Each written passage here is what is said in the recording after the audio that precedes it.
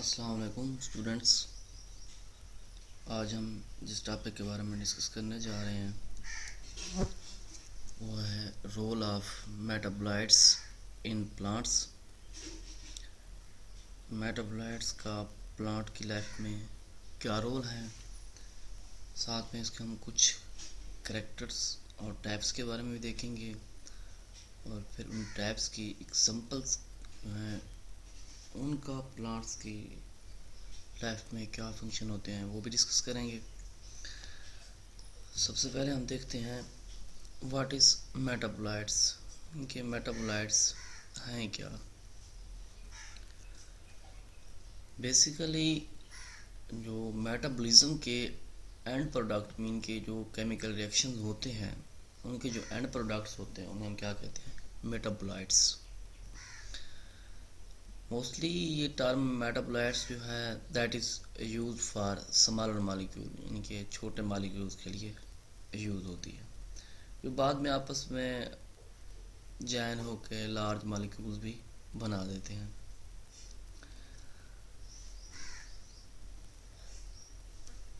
Role of metabolites in plants में हम metabolism का जिक्र करते जाएं। सबसे पहले कि मेटाबॉलिज्म जो है वो मेटाबोलाइट्स का इनिशियल पॉइंट कैसे है। मेटाबॉलिज्म में क्योंकि हमने कल भी पढ़ा था कि जितने भी केमिकल रिएक्शन मीन के केमिकल ट्रांसफॉर्मेशन होती है the cell of living organism, और ये जो ट्रांसफॉर्मेशन का मैकेनिज्म होता है that are the essential for life of organism. यानी कि ये जो केमिकल रिएक्शन की ब्रेकडाउन या ट्रांसफॉर्मेशन छोटे से बड़े और बड़े से छोटे, इनकी ट्रांसफॉर्मेशन का जो मैकेनिज्म है वो एक ऑर्गेनिज्म की लाइफ के लिए क्या होता है, लिविंग सेल्स में इम्पॉर्टेंट होता है। Metabolism constitutes all the chemical transformation occurring in the cell of living organism, and these transformations are essential for life of an organism. इसे हम क्या कहते हैं, मेटाबॉलिज्म। अब जो टर्म मेटाबोलाइट्स है, इसी मेटाबॉलिज्म की जो एंड प्रोडक्ट्स हैं, जो ट्रांसफॉर्मेशन के या केमिकल रिएक्शन के and products of metabolic process या फिर intermediate form during metabolic process, ये जो कंपाउंड्स बनते हैं उन्हें हम क्या कहते हैं, मेटाबोलाइट्स। इस टर्म को क्या नाम देते हैं, मेटाबोलाइट्स का। देन है टाइप्स ऑफ मेटाबोलाइट्स। मेटाबोलाइट्स कितनी टाइप्स के हैं। मेटाबोलाइट्स दो तरह के होते हैं, primary metabolites and secondary metabolites. सबसे पहले हम प्राइमरी एंड सेकेंडरी मेटाबोलाइट्स को डिफाइन करते हैं, देन जाके हम प्राइमरी मेटाबोलाइट्स और सेकेंडरी मेटाबोलाइट्स के सेपरेट फंक्शन और उनकी इम्पोर्टेंस के बारे में देखेंगे। प्राइमरी मेटाबोलाइट्स ऐसे होते हैं जो ऑर्गेनिज्म की लाइफ के लिए बहुत ज़्यादा ज़रूरी होते हैं। क्यों होते हैं, क्योंकि ये इन्वॉल्व रहते हैं डेवलपमेंट के प्रोसेस में, रिप्रोडक्शन के प्रोसेस में और ग्रोथ के प्रोसेस में।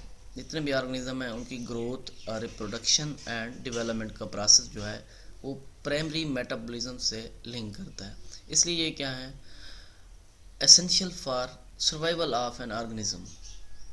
सेकंड हम ये भी कह सकते हैं कि अगर इनकी एब्सेंस या डेफिशिएंसी हो जाती है तो समटाइम ऐसा भी होता है कि डेथ ऑफ एन ऑर्गेनिज्म, यानी कि इतने ज़रूरी हैं कि अगर ये ना मिले तो इसकी वजह से डेथ काज भी हो सकती है। इनके एग्जांपल्स क्या हैं, कार्बोहाइड्रेट्स इनके फूड सोर्स, प्रोटीन्स हैं फूड सोर्सेज हैं, लिपिड्स हैं food sources, nucleic acid information cell और हार्मोन्स जो कि डाइजेशन के मैकेनिज्म में भी हेल्प करते हैं। सेकंड वन जो है सेकेंडरी मेटाबोलाइट्स। सेकेंडरी मेटाबोलाइट्स जो है वो प्राइमरी की निस्बत थोड़ा डिफरेंट है, यानी कि एक दूसरे के उलट हैं, अपोजिट हैं। ये क्या है, प्राइमरी की तरह ज़्यादा इम्पॉर्टेंट नहीं है क्योंकि ये इन्वॉल्व नहीं होते डेवलपमेंट के प्रोसेस में, रिप्रोडक्शन के प्रोसेस में एंड ग्रोथ के प्रोसेस में।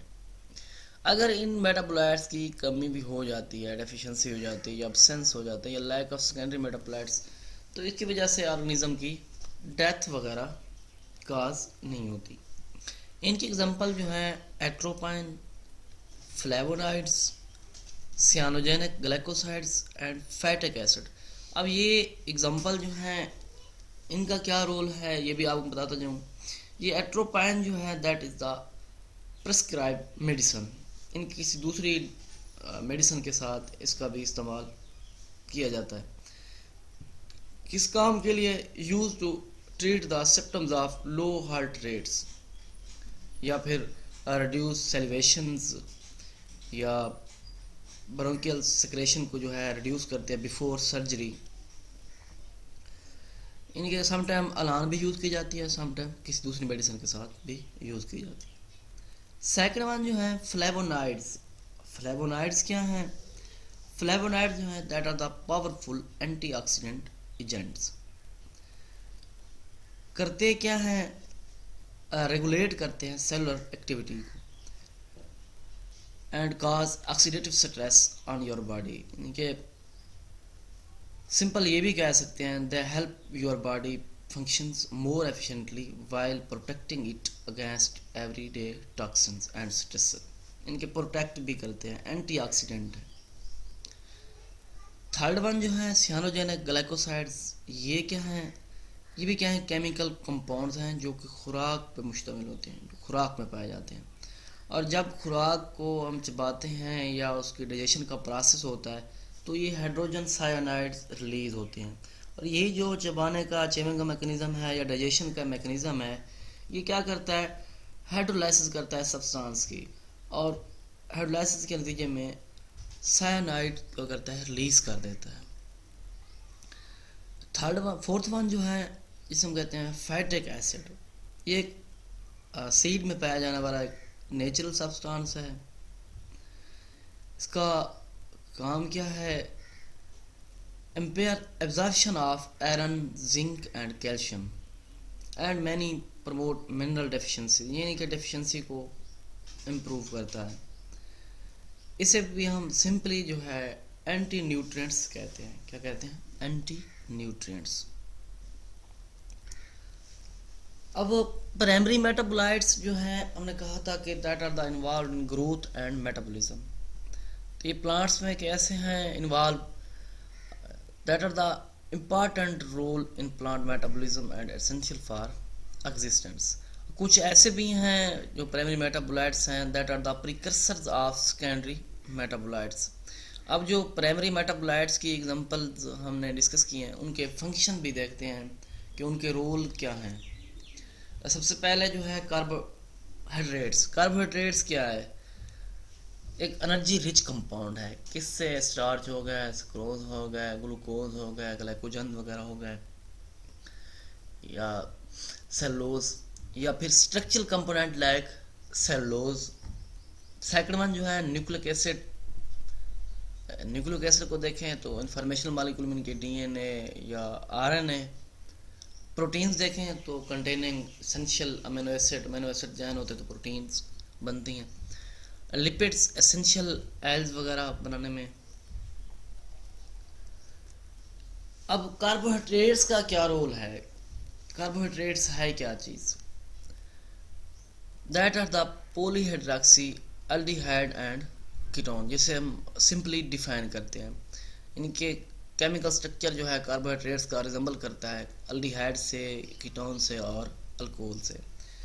और ये नेचुरली तौर पर ऑर्गेनिक कंपाउंड्स में बनते हैं या पाए जाते हैं। समटाइम ग्रीन प्लांट्स से भी सिंथेसाइज होते हैं, और photosynthetic bacteria during the process of photosynthesis वहाँ से भी ये रिलीज आउट होते हैं। जिस तरह प्लांट्स में इनका रोल है उसी तरीके से एनिमल्स में भी ये इम्पॉर्टेंट कंपाउंड है। प्लांट्स में रोल क्या है?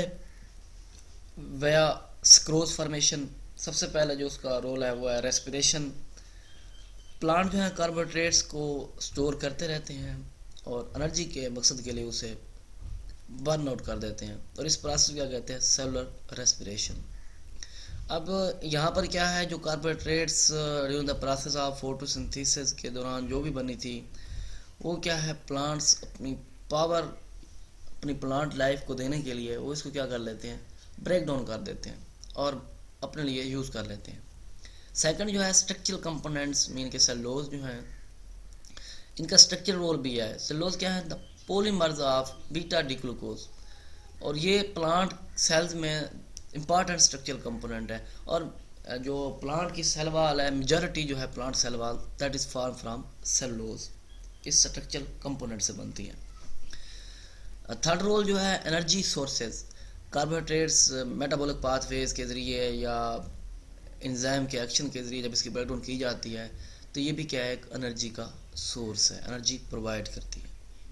Synthesise of other compounds, carbohydrates carbon for synthesise of other compound, यानी कि कार्बन प्रोवाइड करते हैं दूसरे कंपाउंड तैयार करने के लिए जिनसे एनर्जी हासिल की जा सके। Sources of secondary metabolites, carbohydrate जो हैं सेकेंडरी मेटाबोलाइट्स का सोर्स भी है, क्योंकि हमने कहा है प्राइमरी मेटाबोलाइट्स जो हैं प्रिकर्सर जो है सेकेंडरी मेटाबोलाइट्स, प्रिकर्सर का वर्ड हमने यूज़ किया, तो इस वजह से कार्बोहाइड्रेट्स में भी सोर्सेज ऑफ सेकेंडरी मेटाबोलाइट्स। 6 जो है इसका रोल ग्रोथ फैक्टर, प्लांट को जो है प्राइमरी मेटाबोलाइट्स की बहुत ज़्यादा ज़रूरत होती है, अगर वो ना मिलें तो उनकी वजह से क्या हो जाती है? डेथ हो जाती है। तो ये ग्रोथ, डेवलपमेंट और अदर कंपाउंड सिंथेसाइज करने के लिए कार्बोहाइड्रेट्स क्या करते हैं? एनर्जी प्रोवाइड करते हैं। एनर्जी यील्ड, अगर कार्बोहाइड्रेट्स का 1 ग्राम मॉलिक्यूल जो है ब्रेकअप किया जाए तकरीबन उससे 4 किलो कैलोरीज एनर्जी जो है वो हासिल होती है by the process of oxidation. Food storage, carbohydrate जो है फूड स्टोरेज का भी एक अहम ज़रिया है। एक्स्ट्रा फूड जैसे कि स्टार्च वगैरह होती है that is the important polysaccharide, और ये प्लांट्स के लिए एक रिजर्वर के तौर पर भी ऐसे कह लें कि स्टोरेज प्रोडक्ट है। प्लांट्स इसे रिजर्व कर लेते हैं, स्टोर कर लेते हैं, और जब ज़रूरत पड़ती है तो फिर इसे यूटिलाइज़ कर लेते हैं अपने मकसद के लिए, अपनी लाइफ को कंटिन्यू करने के लिए। नेक्स्ट एग्जांपल जो है इसकी वो है स्टार्च। स्टार्च क्या है? एक ऐसा कंपाउंड है जो कि अमाइलोज और अमाइलोज पेक्टिन पे मुश्तमिल होता है। अमाइलोज जो है वो क्या है और अमाइलो पेक्टिन क्या है? अमाइलोज जो है एक अनब्रांच चेन ऑफ ग्लूकोज, यानी कि कोई अनब्रांच चेन होती है। दूसरी बात ये कि that is soluble in hot water, और जो अमाइलोपेक्टिन है ये क्या है? ब्रांच्ड चेन मॉलिक्यूल्स हैं, और ये क्या है? इनसॉल्युबल इन हॉट और कोल्ड वाटर। ये डिफरेंस अगर आपसे पूछा जाए तो ये बात ध्यान में रखनी है कि अमाइलोज और अमाइलोपेक्टिन का डिफरेंस क्या है।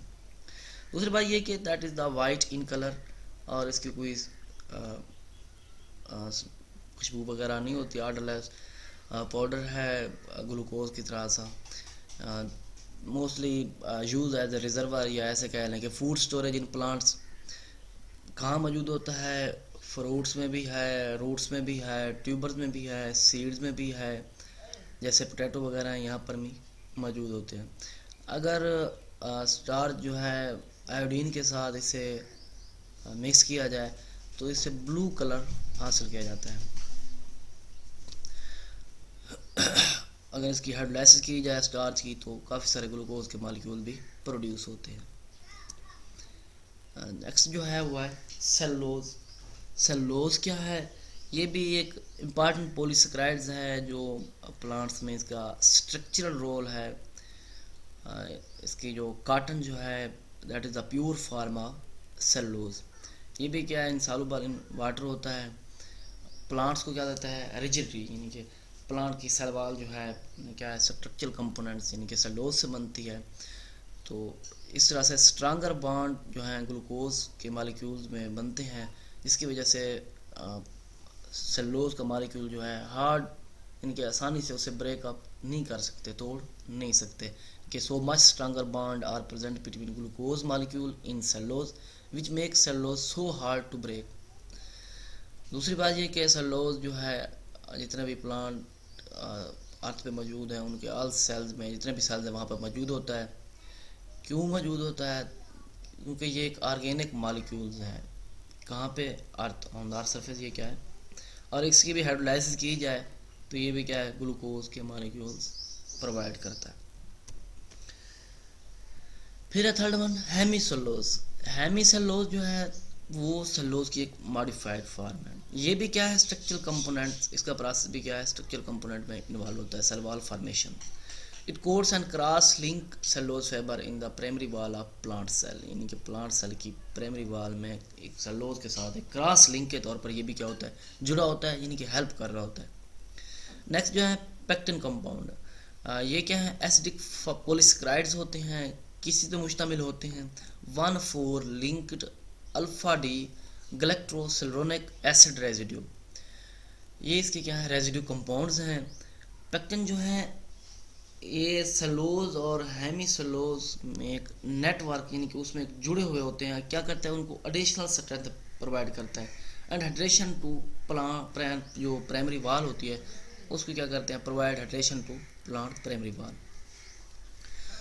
जी तो स्टूडेंट्स, ये था हमारा आज का लेक्चर जिसके बारे में हमने डिस्कस किया इनके रोल ऑफ प्लांट मेटाबोलाइट्स, साथ में हमने उनकी टाइप्स भी देखी हैं और साथ में उनकी इम्पॉर्टेंस भी देखी हैं, डिस्कस किया है, और कुछ एग्जांपल्स के बारे में भी प्लांट्स की लाइफ में जो रोल है वो भी आपको बताया है। उसके साथ पेक्टिन, सेलुलोज, हेमीसेलुलोज, इसके बारे में भी आपको इन्फॉर्म किया है, इनका रोल क्या है। थैंक्स एंड नेक्स्ट लेक्चर तक के लिए अल्लाह हाफिज़।